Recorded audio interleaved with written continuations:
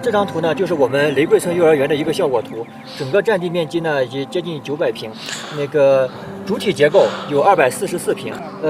整个所有的话，应该是在1个半月到2个月之间就可以完成。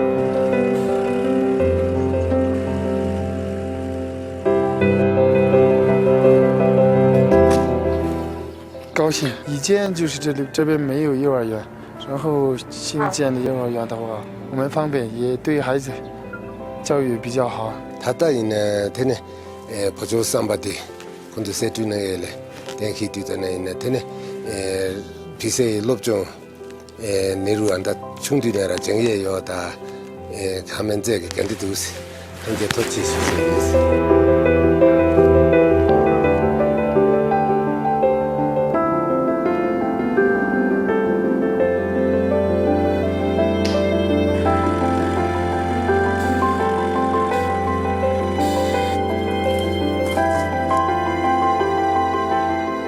根据我们到现场来看了以后，发现地方的这些孩子真的很苦，也是非常的可爱。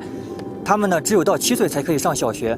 我们能够在他们上小学之前把这个学前教育点建设完成的话，对他们来说是一个非常非常好的一个教育的一个机会，也是对我们来说也是一件非常自豪的事情。